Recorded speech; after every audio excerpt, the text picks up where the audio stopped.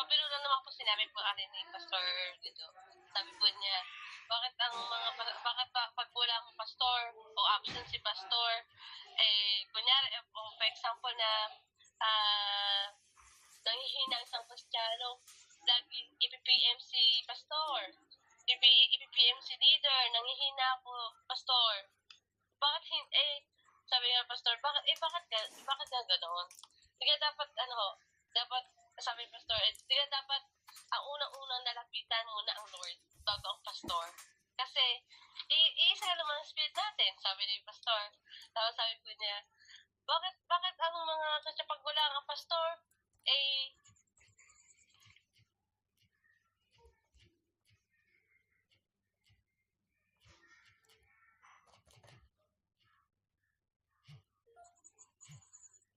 nawala ka.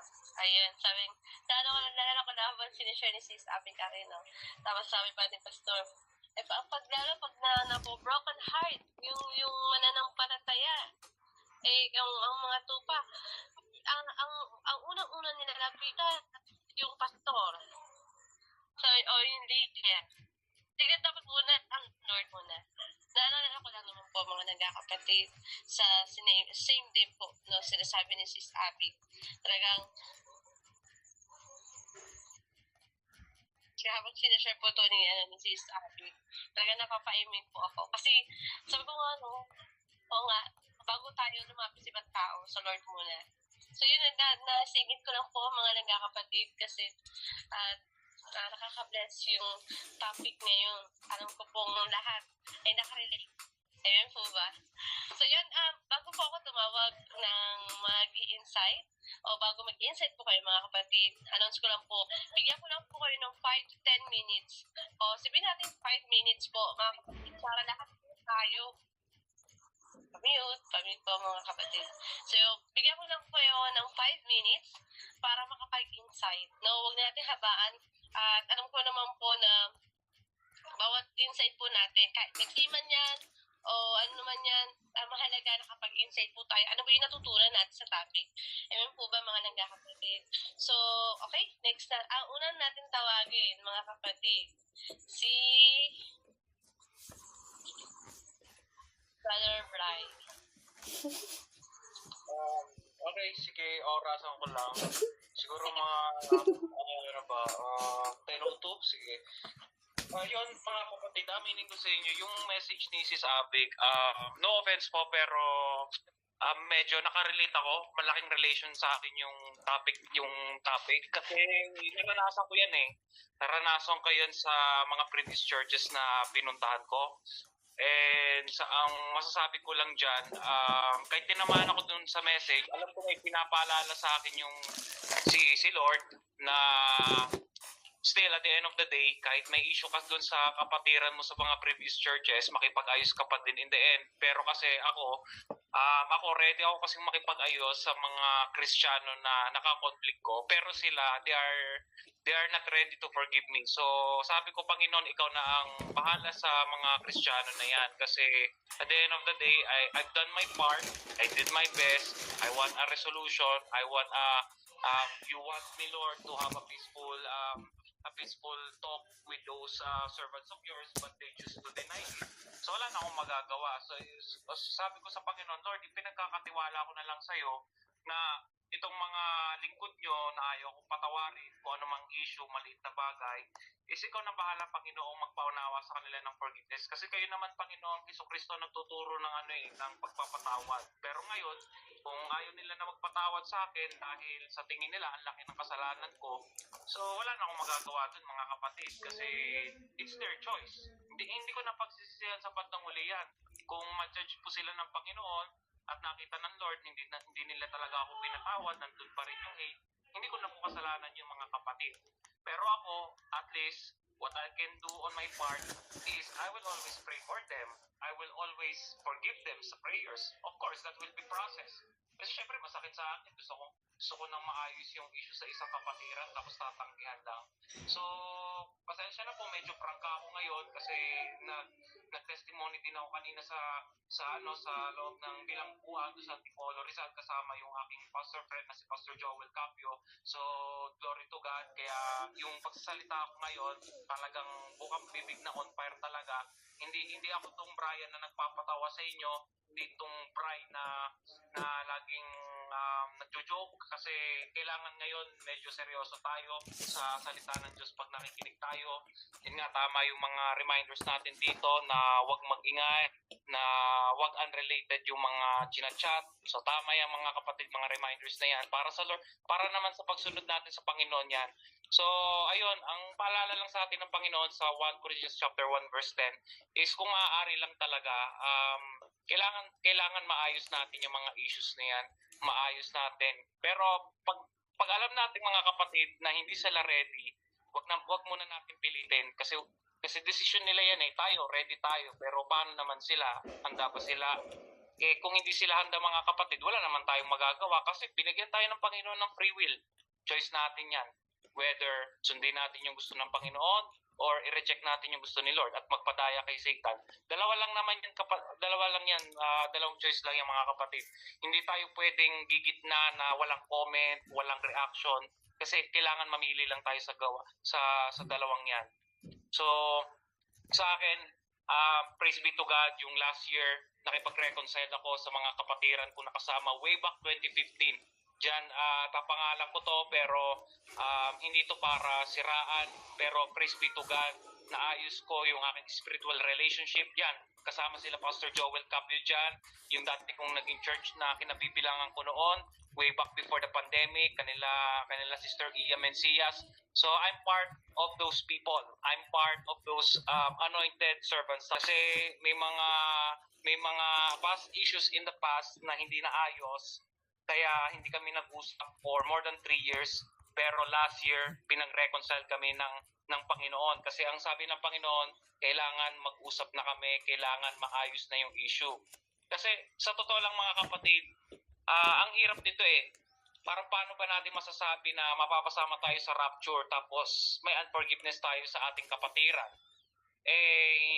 Kailangan pala ayusin yung issue. Tapos nangyari yung rapture, na left behind tayo sa Great Tribulation. Hindi tayo ngayon ang naghihirap. So ayaw ng Panginoon Amen. na mali-left behind tayo. Ang gusto ng Panginoon, tayo lahat magiging ready. At nandun yung pagmamahalan natin bilang kapatiran. Not just only loving one another in the church, in a community. Kundi ang gusto ng Panginoon, yung great mandate niya, gagawin natin. Yan yung pag-share ng gospel sa mga tao.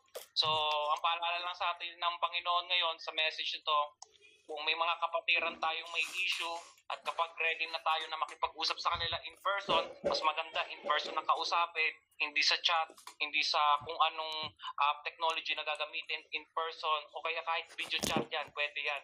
So, i-guide tayo ng Lord Holy Spirit kapag nandun na yung leading, kausapin natin yung tao na may issue tayo, kapatiran, and then sabihin natin yung mga ganitong mistake natin, ito yung pagkakamali ko sa iyo kapatid, pasensya na, patawarin mo ako na nagawa ko sa iyo na nasaktan ko yung emotion mo, may mga masama akong nasabing salita, ganon.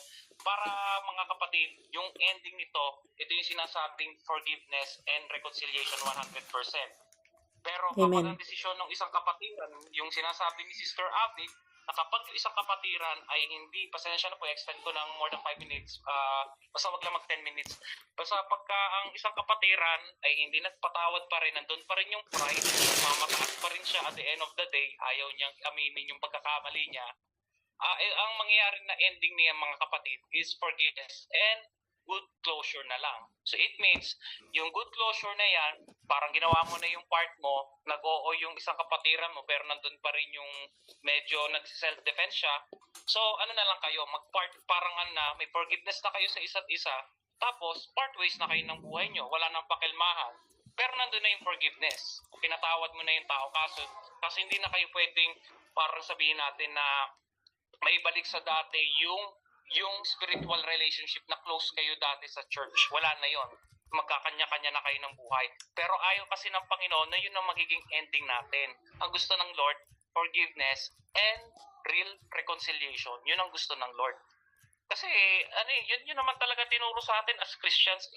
Yun din naman ang tinuro sa mga Catholic people. Ang problem kasi sa mga unbelievers, like yung Catholic, pasensya na kung may mga pinapatamaan ako, I do not mean to hurt them. Problema din nila, hindi na rin nila kasi ina-apply yung sinasabi ng Panginoon. May Catholic Bible sila pero they forgot to read. That's why yung unforgiveness laging nangunguna sa mga unbelievers. So yun yung main issue talaga even sa mga Christians.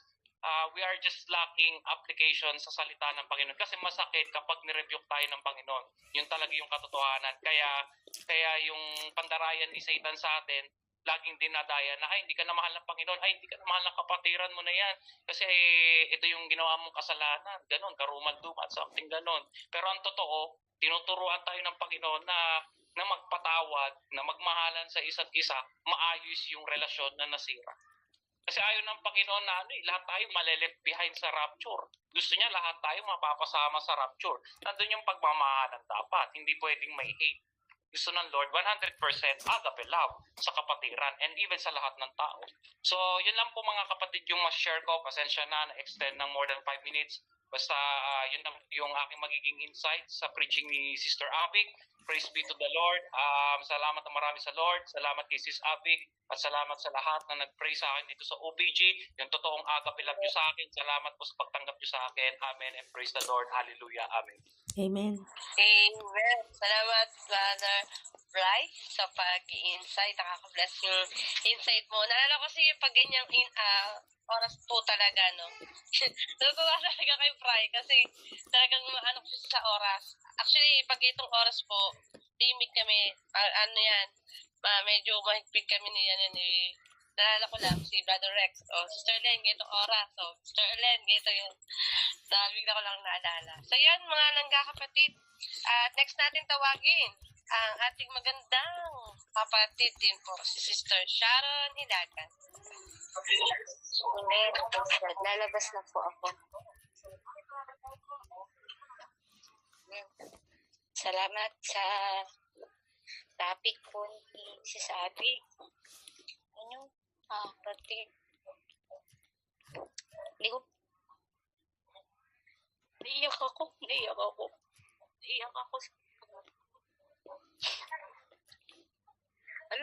alam nyo nagkawatak-watak kami sa church kasi akala namin talaga na magiging maayos pa yung samahan namin. Alam mo yung tipo na pinakamasakit doon. Yung mga may hina, yun pa yung inaano nila. Alala niyo si Virgie, mga kapatid.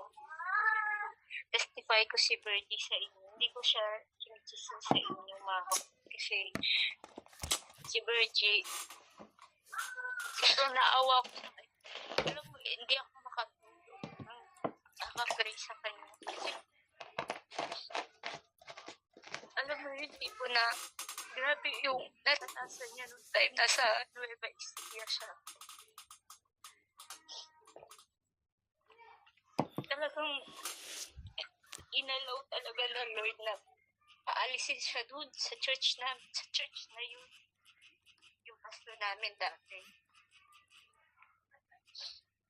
Ayun, yung mga kapatid ako ngayon pinintaraan siya. Akala namin mag-asawa, magastos si Virgie. Pero alam mo yung tipo na ang lakas ng loob nila sa mga mahihina.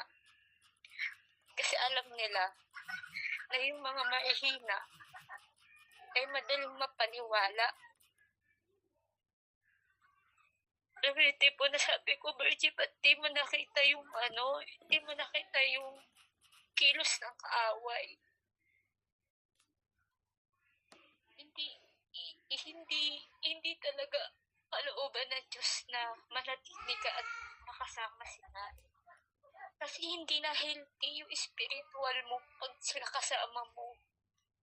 Kaya yung mga kasamaan ko, yung mga kabatchmate, nagsialisan sila. Alam mo yung tipo na close kami lahat. Yung sila Alexis, sila Ana, close kami. Pero hindi talaga nag-grow kasi andun yung yung pagpipili ng kasama. At dito kay pastor kasi hindi naman siya matindi magsalita.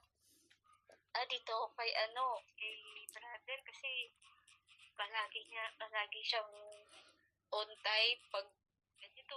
Mga kasama ko gano'n. Kasi kahit ako gano'n din ako dati. Ganon kami inano ng pastor namin. Sa sobrahan na ka-istriktuhan. Sa sobrang istrikto, wala na kaming kapayapaan. Wala nang peace. Sabi mo, Bergie, hindi mo nakikita na pinaperahan ka na lang. Okay na sa'yo na wala ka na ng pera. Kahit hindi mo lang kami bigyan kasi yung buhay mo maging maayos. Mali ang ibigay mo ang pera sa maling tao. Alam niyo, sabi ko nga sa kanya, yung pera, yung sahod mo, napupunta sa kanila, pero hindi sila natututo magtrabaho. Pwede naman magtrabaho na nagmi-ministry. Sabi ko sa kanya, pwede naman magtrabaho na nagmi-ministry. Hindi naman masama na magtrabaho. Sinabi ba si Lord, masama magtrabaho? Sabi ko, kasi ganyan yung mga nadala namin turo sa kanila. Ganyan yung mga pinakain nila sa atin. Kasi mga baby Christian pa tayo nun. Kaya kung anong sinasabi nila, susunod natin, ginagawa natin, pinaniniwalaan natin. Para tayong yung bulbul na susunod-sunod. Masakit sa akin mga kapatid. Alam ko na sa proseso. Pero maalala ko yung mga kasama ko. Nasira yung buhay. Nasira yung buhay nila. Yung iba, na pangasawa nila. Hindi Christian. Nasira yung buhay nila. Yung iba, hindi mas ginusto na lang na mag-abroad. Hindi naging healthy yung pagsasamahan.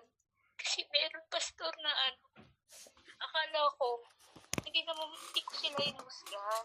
Kasi sabi ko, baka nagbago na sila. O talagang, o yung ibang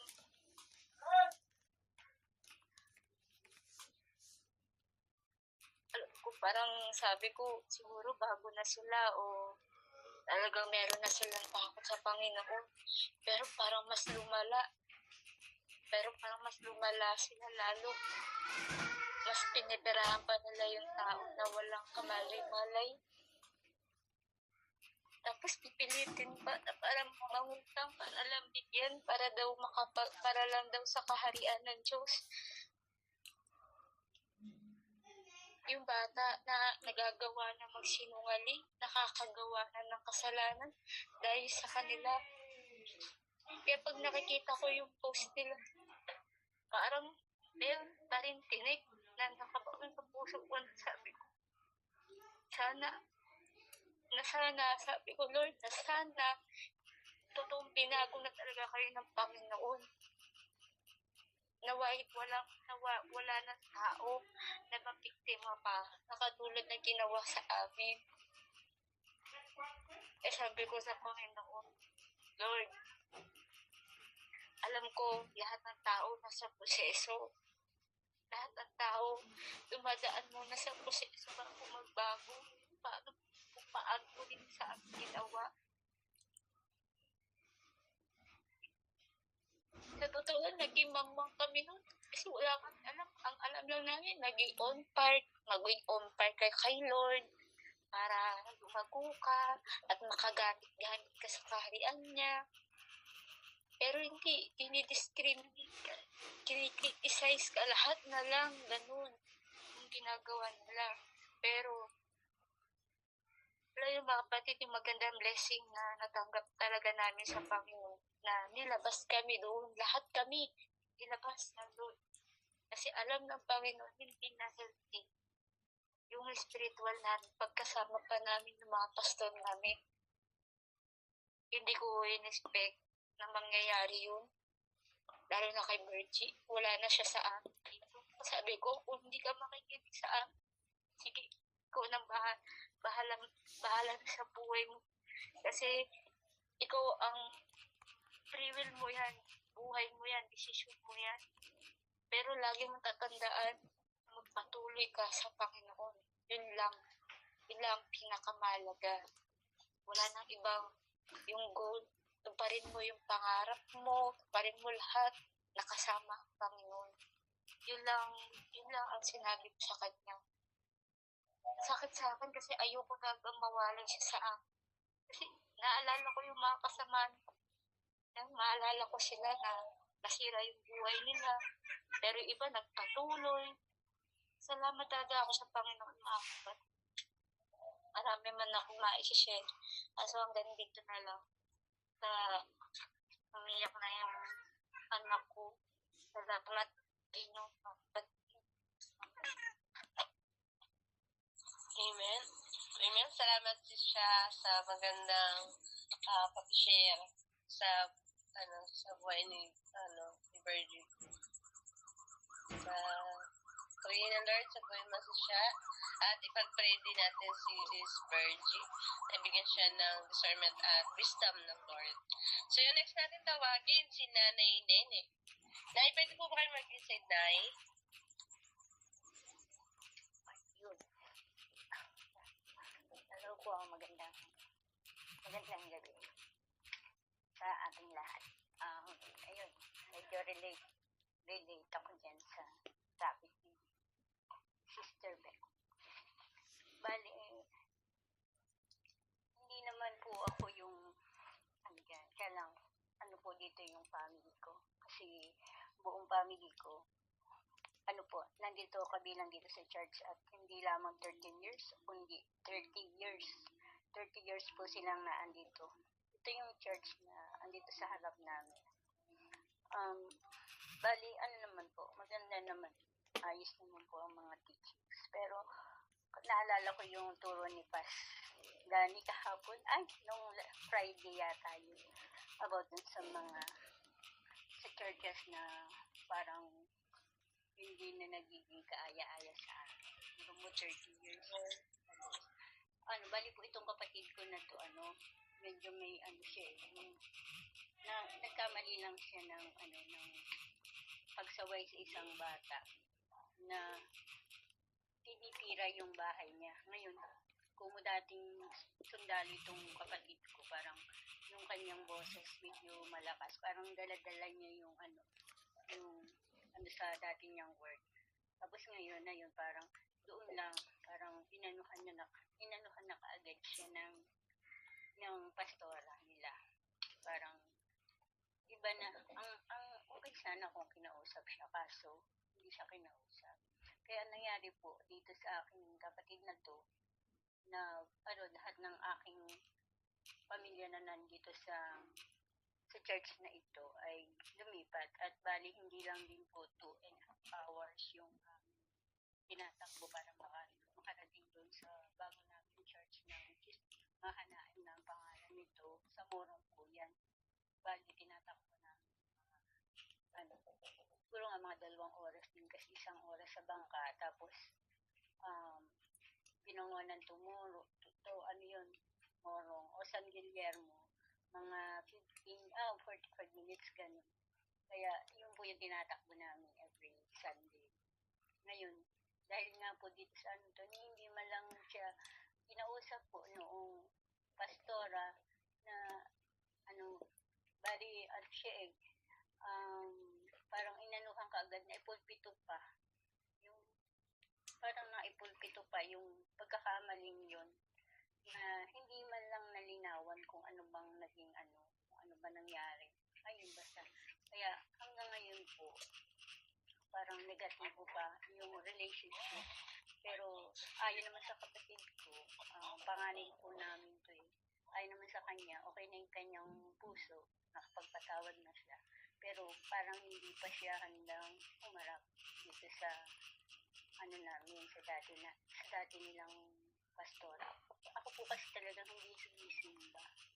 Hindi po ako nag-church kasi noon pa man, parang ewan, hindi na po maganda yung kasi more on pera talaga siya Yung ayoko magsalita kasi ayoko rin mo magkasala tungkol sa mga ganyan bagay. Dahil yan ang pinagkakaingatan ko kung ano man yung na-feel ko, kung ano man yung nakita ko sa isang samahan, ayoko pong magsalita ng mga negative. Kaya lang, yan talaga yung naano ko sa mula ng kung mga kapitbahay ko lang siya, naririnig ko yung bawat mga pangangailangan po talaga ng church na ito. Halos linggo-linggo, kailangan ng ganyan. Lahat yan nakaasa sa maging sa mga crusades. Lahat po yan nakaasa sa kumbaga, nagkakaroon naman ng nalilikob na pondo, pero hindi yun nagagamit. Talagang i-shoulder yan sa bawat tauhan. O kailangan magbigay ka ng ganyan kasi tayo, ganyan.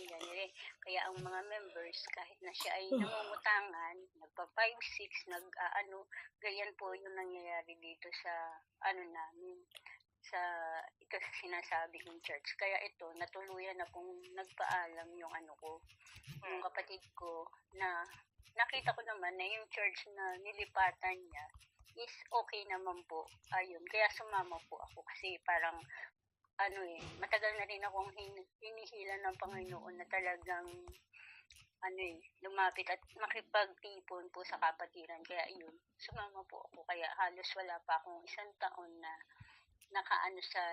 nakakasimba. Kaya hindi naman yung pinagpapasalamat ko. Kaya yung kay Sis Abet, talagang dumaraan po yan. Kaya lang, iba't iba talaga ng mga nararanasan sa churches. Kaya ayun, pero siguro may habag ang Panginoon para ituwid ang bawat isa. At siya na lang ang bahala na humatol sa kung sino man at ano man ang mga pagkakamali. Yun lang po naman ang sa akin. Maraming salamat po at magandang gabi. Salamat, Nay, sa magandang pagbahagi. Insight. Sino po ito? Jason? Ay, si Nanay. Okay. Okay po, Nay. Salamat, Nay, sa pag-insight. Rin ng Lord sa buhay mo, Nay. Kaya lagi present si Nay. Lagi siya, perfect attendance. May tawag dito, premium pag mga perfect attendance, di ba? Okay. So, Lord, salamat po, Nay. Lot po ba? Thank you po. Bibigay yan, mas doble pa ibibigay ng Lord. Yes, tingnan natin. Okay, so yun. Nakakalungkot lang, no? Talagang may kanya-kanya talaga tayong kwento, mga kapatid. Nakakalungkot kasi iba-iba. Nalungkot ako sa mga pastor.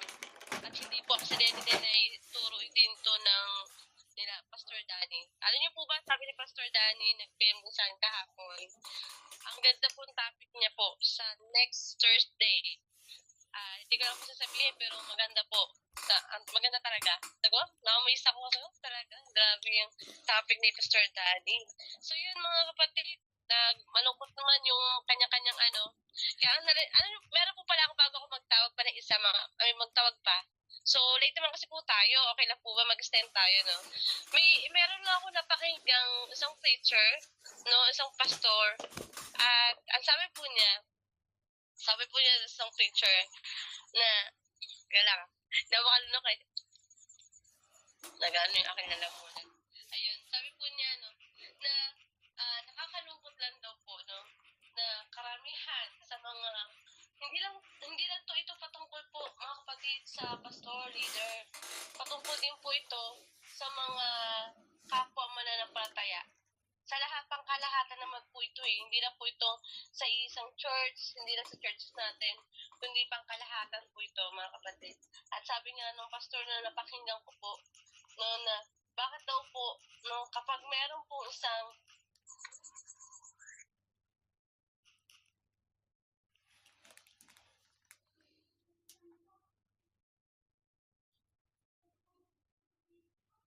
Wala ka, sis. ay, wala pala ako. Ayun. Ay, wala. Ayun nga po, no. Sabi nga po nung isang pastor, nung pastor, di ko kasi ano yung pangalan niya, pero lagi siya napapanood. Sabi po niya, bakit daw, nalulungkot daw siya sa panahon natin ngayon. Kasi daw po, ang matagal na mga Kristiyano, no, dahil dumadagdag ang kanilang kaalaman, ang tingin nila, mataas ang tingin nila sa kanilang sarili. Every time sila ay mag-preach, ipatama, every time sila ay mag-share, talagang kulang lang i-mention. Bakit daw? Kaya madalas, kung bakit ang mga manlalamig o mga lumalayo sa Panginoon, hindi dahil nahihiya sila sa Diyos, kundi nahihiya sila lumapit sa church o sa magsimba dahil sa mga kasama po doon.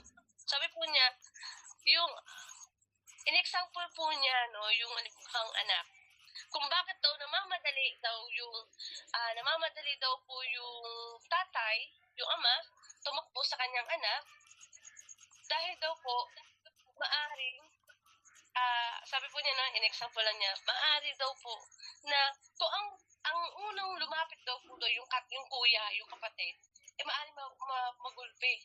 Pero dahil yung pag-ibig ng ama, no, mas inunahan niya lapitan yung kanyang anak. So, parang bina-example ni pastor, hindi pa kayo. Pamit po. Merong hindi nakikinig. Pamit po, mga kapatid. So, yun, no. Like po tayo, no. Tapos sabi po ng pastor, nung napakinggan ko po sa social media, sabi po niya, sabi din po niya, no, kung ang nakalulungkot daw siya sa panahon po natin ngayon. Dahil daw po, kaya ang tao po, yung mga tao na lamig, lumalayo sa Panginoon, gusto magsimba pero nahihiya, hindi dahil sa Lord, kundi sa mga tao, sa member ng church, o sa mga kakilala niya, nahihiyang husgahan. No? Pero ang nakakalungkot din po, no, alam kong lahat po tayo nakaka-relate sa topic po ngayon at hindi po ito aksidente. Talagang kung tayo man na lumayo sa Lord, tayo man ay natitisod, kaya ayaw natin magsimba, natitisod. Kaya tayo nagsimba, hindi dahil sa tao. Kaya tayo pumupunta sa church o sa simbahan dahil sa Lord. Amen po ba mga kapatid? At alam ko po, kung hindi ka man talaga kalooban ng Lord o hindi ka komportable sa church na yon, maghingi-hingi ka ng praise sa Lord at maghintay ka, ibibigyan ka ng tamang church na para doon ka lumago. No, amen mga nanggakapatid. At naniniwala po ako, lahat po tayo bibigyan ng Lord para lumago po tayo.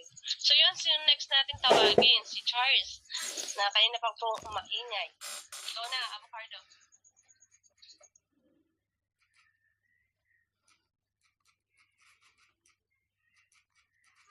Charles, yun na. Cardo.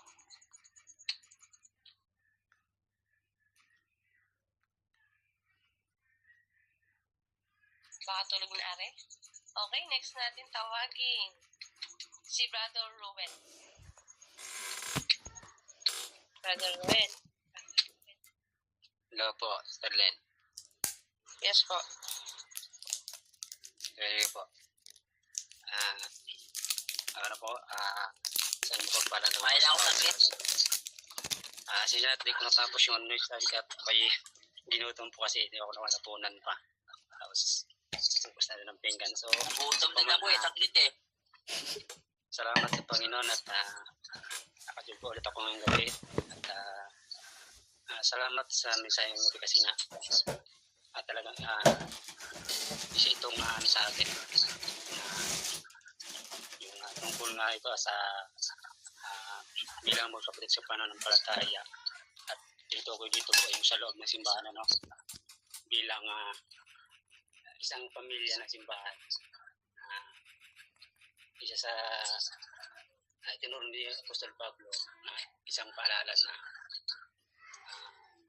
magkaisa at hindi magkawatak-watak dahil nga sa nabalitaan niya na ganito yung nangyayari dito nga po sa mga taga-Corinto. So, sarili ko naman na tapos yung sinasabi. Tama nga na sinasabi doon na nang tayo nakakilala sa Panginoon dahil nga sa tayo tinawag niya yun ang nasa Apostol Pablo na napapunta sila doon upang ipangaral nga ang mabuting balita.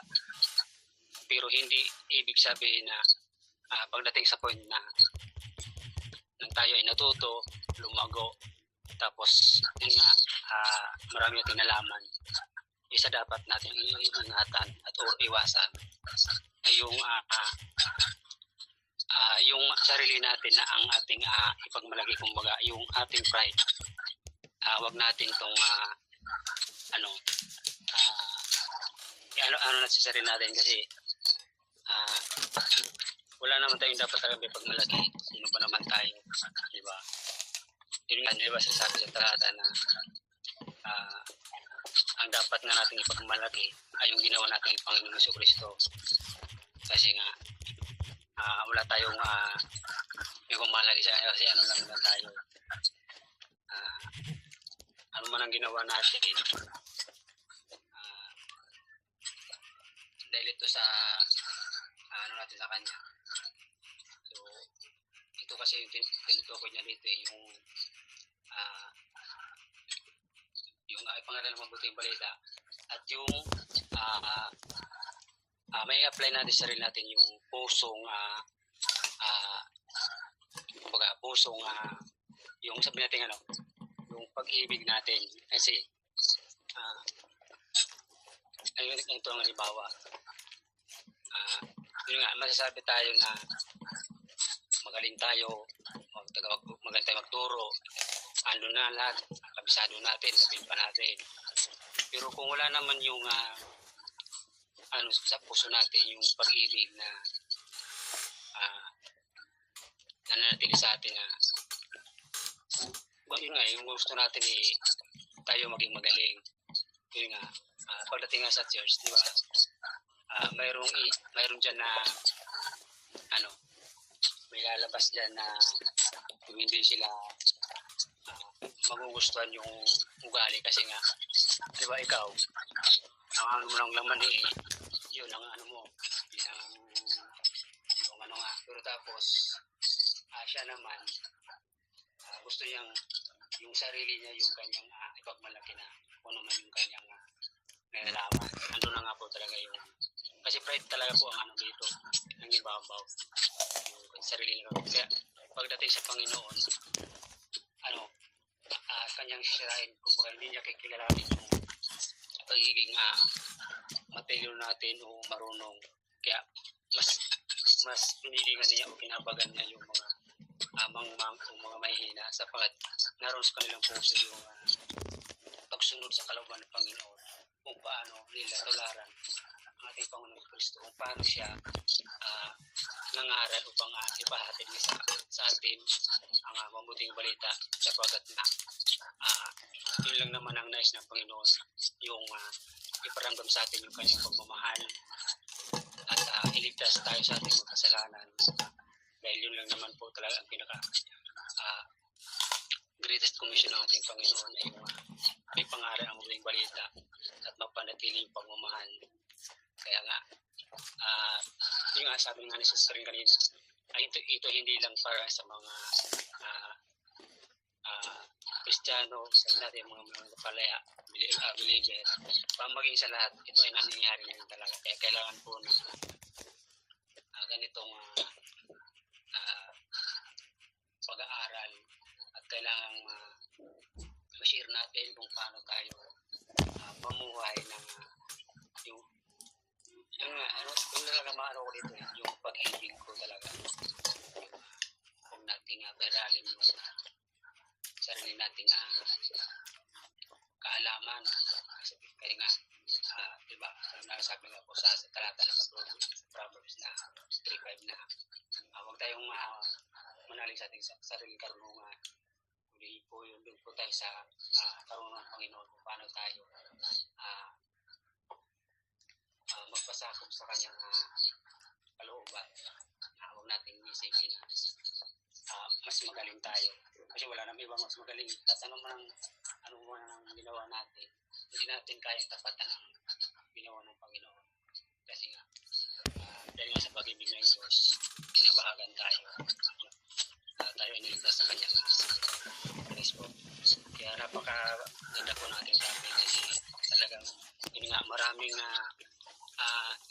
at isa rin sa pasalamat ko sa Panginoon kasi ilang taon kong nakalalo dito sa akin sa sinasala na kung sinasambahan. Wala akong nakita na andun yung pride nila na talagang na gaya mo na kwento nga ni Sister Sharon kanina na halos nagkawat-takot kita pero dito sa akin church na napuntahan nakikita ko na talaga ang paglago nila ay nandun. Wala akong nakikita na yung pagiging ma-pride talagang andun sa kanilang puso, ingatan nila yung kanilang kung ano yung kanilang natutunan.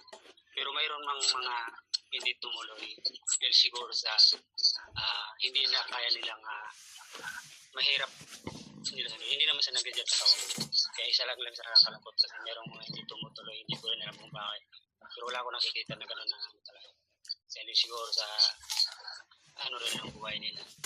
Kaya yun lang, salamat sa Panginoon sa gabi dito. Ayun po ang aking po dito, natutunan. Kaya salamat, balik sa Sister Len, sa Diyos lang po ang pabuhay pa sa salamat. Amen. Salamat po, Brother Ruel. Sa magandang insight. Okay, sabihin po muna mga kapatid.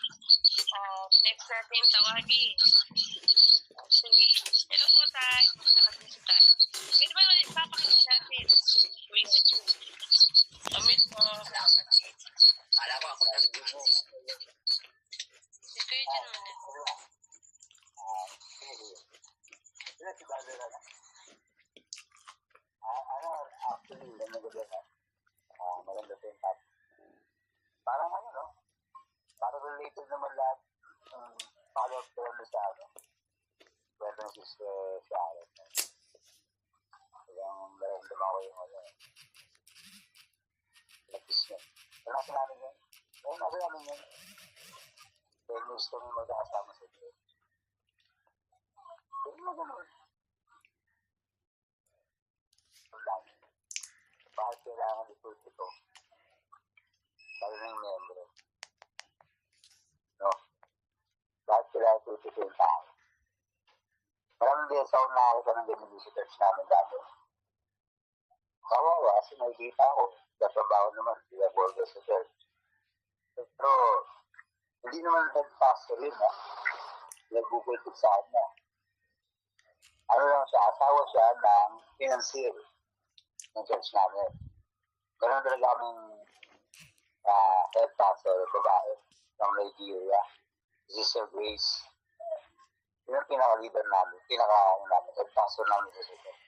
Kaya lang, yung tao na yun, pastor din yun kaya lang, ano siya, kasi, may kaya sila, kaya ni yung asawa niya, kaya yung finance yung kung kailangan ng church. Parang, marami siyang comment, marami siyang reklamo. Nagreklamo siya sa amin, hanggang sa, yung sinasabi niya sa Sharon, yung mga tao na talaga, ewan ko. Ako, may negosyo wala talaga akong church. Mas gusto na lang natin.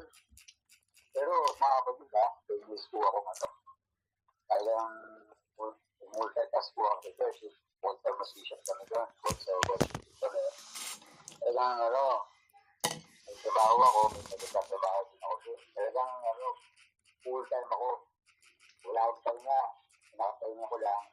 Nagtatrabaho ko sa service. Maglalaro pa kami ng basketball sa gabi. So, kaya din naging kultura dito sa ng mananampalataya dito sa Pilipinas. O nangyayari din siguro sa ibang lugar yan. Ibang bansa. Kaya lang, ba't ganun? Maraming na tanong ng din sa akin. Bakit mga Christian church, nasa Diyos naman tayo, may pagkaagod yun. Mas masakit, di nangyari sila sa Sir Sharon, masakit na. Mga talagang nawala. Tawag doon, masira, pang yun, diba? Ako naman, sa church namin, okay naman, kasi ba nagpatuloy, masensor ba, yung tama na. Wala akong nakita mag-backstyle. Patuloy sila, kaya lang, lahat kami doon nawala. Yung mga natira ba, yung mga pagkihan na rin. So, yung rubutan sa word, no? Paborito ko pong version, eh. Ang hirap kasing, hindi acknowledge sa word yung lahat ng gagawin. So, nag-iisip mo ba lang sa umagot, nag-pray mo na dapat. O, pinag-pray ko po. Kasi ba gagawin po kayo? Nung hindi pa ako nakakilala, dalag-dala na ako. Sariling desisyon ko yung lang susunod. Siguro alam, mali pala yun. So, every morning, sabihin ko, lang, hindi ko ba akong gagawin ko. Hindi mo po kung ano yung saan ako kakakban. Kung ano unang gagawin ko. Kung ano yung gagawin mo pangalalita. Sa bibigay ko natin sa atin.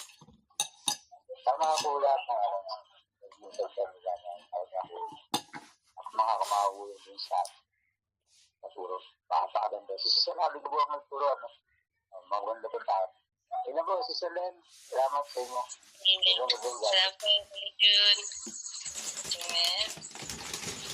Lahat kayo sinatawag ko mga kapatid. Alam ko yung mga hindi nakikinig, ha?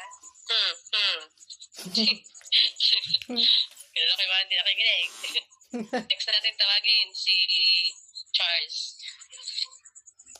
5 minutes, ha, Charles. Di ako nakikinig eh. Hindi ko nga narinig si Sister Sharon. Ano yung kay Sister Sharon? Dagdag ko lang.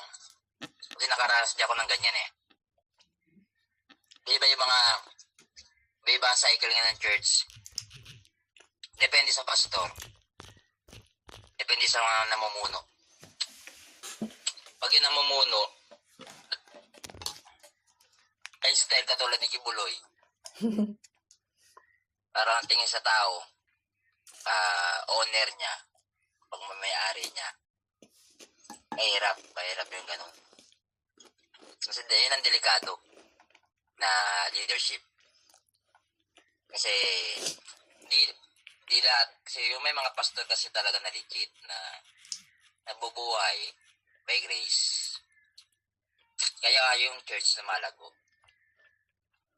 May mga napuntahan ako, analaw din talaga ng Lord na lumabas din ako ng church. Kasi pinanggalingan ko. Kaya ako doon. Local churches din yun. Maganda, yung una, maganda. Yung di pa, wala. Parang kumbaga sibol.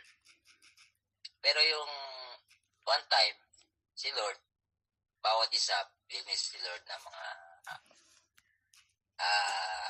yaman, bilis ni Lord na blessing ng trabaho.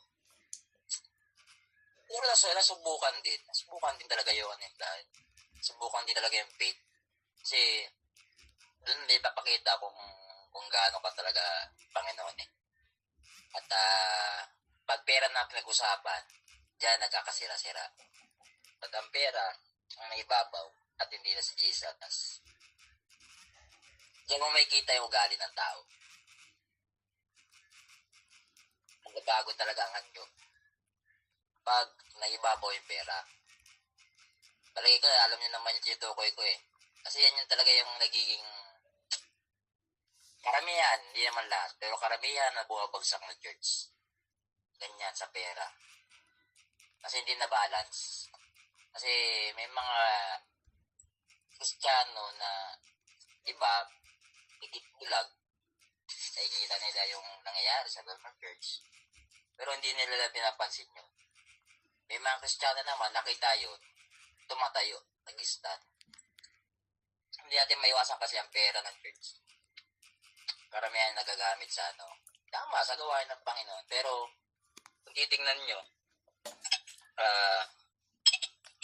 nagiging personal ang leader. Hindi ko nalata pastor. Pero yung ibang pastor, kaya yan yung nakita ko lang, Sister Sharon.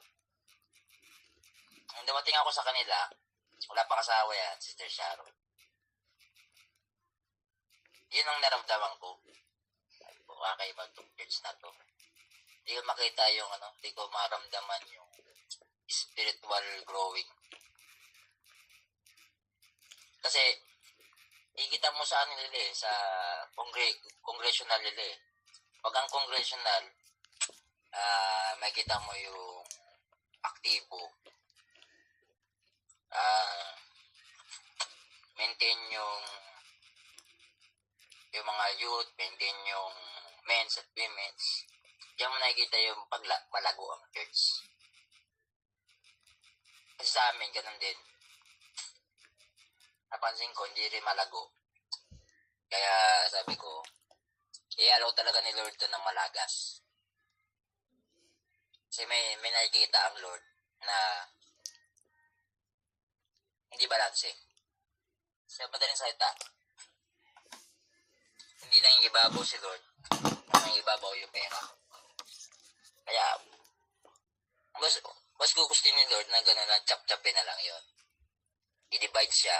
Parang iba, hindi sila mahawa ng sistema. Kasi mahawawa yan Pag hindi ka ilabas ng Lord dyan, masasali ka rin sa sa sistematiko na magiging okay lang din pala yun. So, sabihin mo, tatayuan yung tama. Ganyan yung mga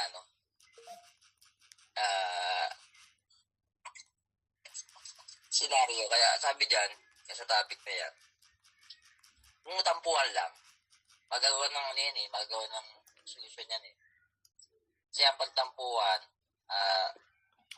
lahat naman ng mga lingkod ng Lord, nagkaroon naman sila ng issue. Katampuhan naman sila, pero hindi naman sila yung sabihin natin na lumayo sa isa't isa. Diba? Katampuhan sila, mayroon dyan, si Pablo, si Peter, mababasa nyo dyan Pag sundan nyo yung buhay ng apostol, meron sila. Pero, hindi sila lumayo.